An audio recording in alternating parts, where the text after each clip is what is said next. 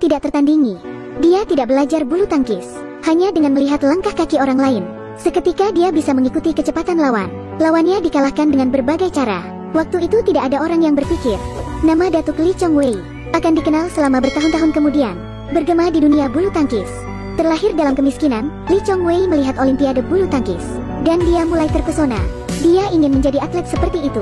Akhirnya dia berkata pada ayahnya, kalau dia ingin mewakili negara untuk bermain bulu tangkis. Sang ayah pun kaget. Dia pun dimarahi ayahnya. Saat itu harga raket Rp89. Lee Chong Wei tidak mampu membelinya karena tidak punya raket. Dia berlatih menggunakan teflon. Kamu hebat, satu lagi. Tetangganya berpikir dia sudah gila. Dia meminta temannya yang tinggal di sebelah untuk berlatih bersamanya. Tapi teflon itu membuat pukulannya terlalu kencang.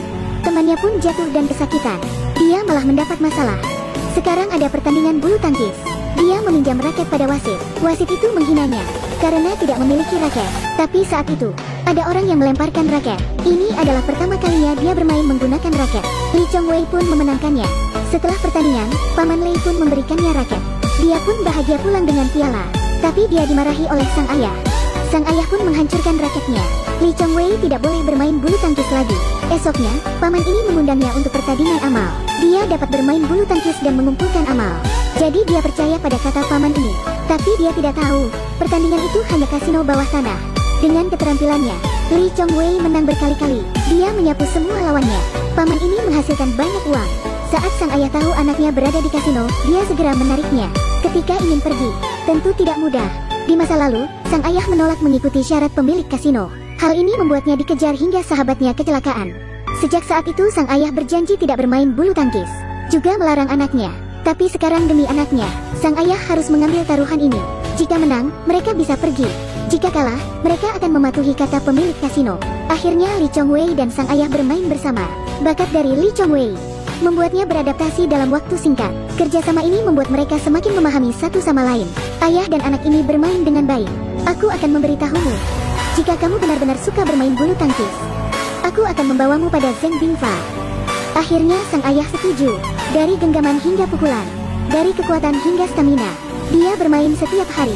Di bawah pelatihan Zheng Bingfa, dia membuat kemajuan pesat. Tiba waktunya pertandingan pemilihan Akademi Badminton Negara.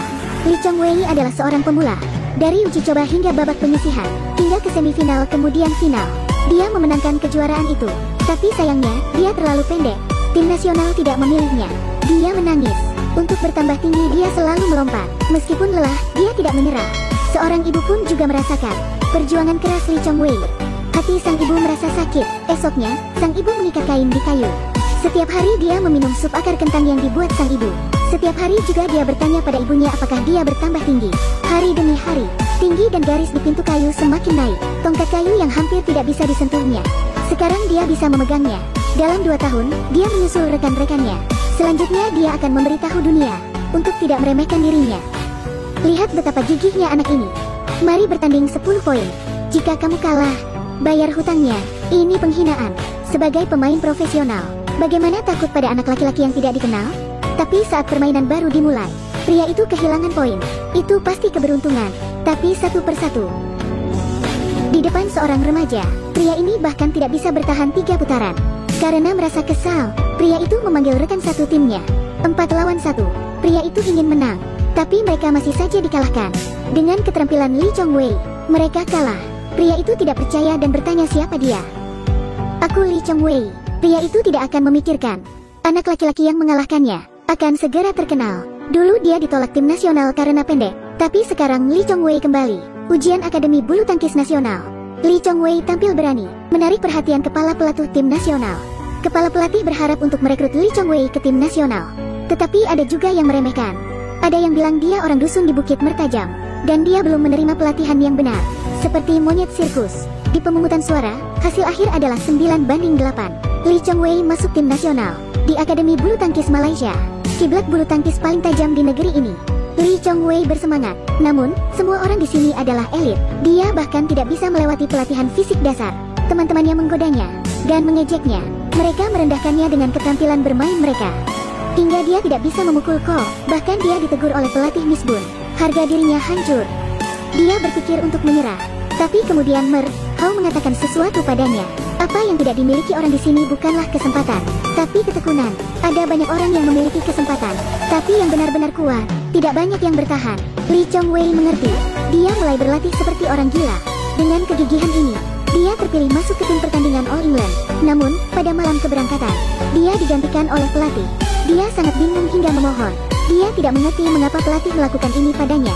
Bas perlahan melaju pergi, meninggalkannya menangis sendirian di tengah hujan. Sekali lagi, dia berpikir untuk menyerah. Lalu dia diajak berbicara oleh istri pelatih Miss Bun. Dia akhirnya menyadari, ternyata dia adalah harapan terpenting sang pelatih. Pada pertemuan di mana nasibnya diputuskan, pelatih telah memberikan suara untuknya, untuk masuk tim nasional. Pelatih mengawasi setiap menit setiap hari.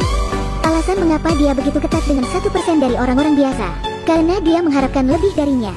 Alasan dia tidak diizinkan untuk berpartisipasi dalam turnamen All England, itu adalah perlindungan untuknya. Pelatih berharap bahwa nomor 1 dunia akan dicapai olehnya di masa depan. Memahami niat baik pelatih, Lee Chong-wei mulai menenangkan diri. Dia mulai berlatih keras. Babak penyisihan Thomas Cup 2004 pun dimulai. Lee Chong-wei tidak pernah bisa membayangkan lawan yang berdiri di seberangnya akan menjadi saingan beratnya seumur hidup. Ini adalah pertandingan pertama dua pemain terbaik. Mereka baru saja muncul, dan bukan siapa-siapa. Tidak ada yang bisa membayangkan permainan mereka akan menjadi awal dari pertempuran fatal mereka. Kualifikasi Thomas Cup 2004, Lee Chong-wei pun kalah. Dikalahkan oleh Lin Dan yang memiliki bakat yang sama. Semifinal bulu tangkis Hong Kong Open 2005. Kedua musuh bebuyutan itu bertemu lagi untuk pertama kalinya. Terlepas dari upaya terbaik Lee Chong-wei, tapi pada akhirnya dia tetap kalah. Lee Chong-wei hampir menyapu final Asia, tapi dia tidak bisa mengalahkan Lin Dan. Tim nasional kehilangan kepercayaan. Mereka ingin menyerah pada Lee Chong-wei, tapi pelatih Miss Bun tetap kuat. Dia yakin bahwa Lee Chong-wei akan menang. Turnamen All England berikutnya, pelatih bertaruh dengan karirnya untuk Lee Chong-wei. Semifinal kejuaraan bulu tangkis All England 2005. Dua rival lama bertemu lagi, tapi kali ini dia dikalahkan lagi. Dia meminta maaf kepada pelatih. Dia bilang dia sudah mencoba yang terbaik. Pelatih pun tidak menyalahkannya. Jika dia kalah, maka bermain lagi. Pelatih memberitahunya, semangat bulu tangkis bukanlah kemenangan atau kekalahan, tapi di tempat di mana mimpi itu dimulai, yaitu dari hati. Setelah All England, Lee Chong-wei bertanding di Malaysia Open. Dia bertemu lagi dengan lawannya, Lin Dan. Banyak orang berkumpul di depan TV. Pertandingan final dimulai. Kedua musuh bebuyutan itu tidak menahan diri, hanya dalam 2 tahun. Ketika dua pemuda jenius yang masih muda berada di puncak dunia, kekuatan mereka seimbang, masing-masing mengambil permainan. Set ketiga dari game penentuan, Lee Chong-wei memulai dengan langkah yang salah. Skor 13-20. Lin Dan mencetak poin pertandingan pertama. Jika Lin Dan mencetak 1 poin lagi, permainan akan berakhir. Lee Chong-wei tidak punya harapan untuk menang. Tapi saat ini, sedikit demi sedikit, satu demi satu ingatan mulai muncul. Lee Chong-wei, ketika kamu meragukan dirimu sendiri, pikirkan mereka yang percaya padamu. Keluarga dan teman. Paman Lei, yang memberinya raket pertamanya. Pelatih Zheng Bingfa, yang memberinya pelatihan awal. Pelatih Miss Bun yang membantunya tumbuh dewasa. Dan semua yang mendukungnya. Pada saat ini dia akhirnya menemukan apa yang hilang.